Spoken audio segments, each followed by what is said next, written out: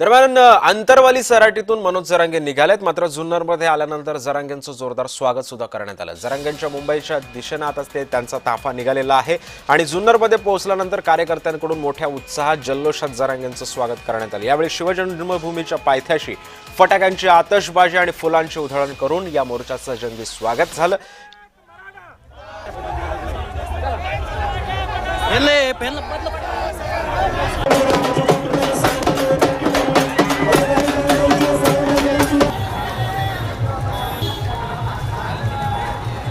आणि याचाच आढावा घेतला आमचे प्रतिनिधी अमोल दरेकर यांनी। या ठिकाणी जरांगेंचं मोठ्या प्रमाणात आगमन होत असताना शिवनेरीमध्ये काय आंदोलन आलेलं आहे, काय सांगसाल?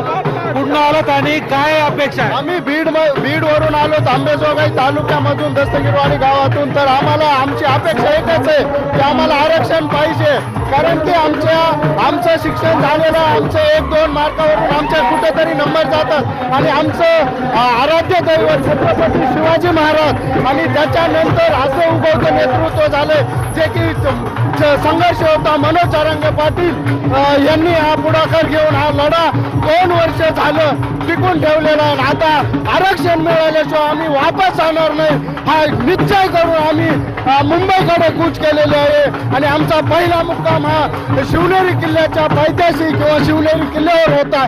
त्यामुळे आम्ही आज इथं आलेलो आहोत आणि आरक्षण घेतल्याशिवाय आम्ही इथून जाणार नाही हा आम्ही पूर्ण निश्चय करून आलेलो आहोत।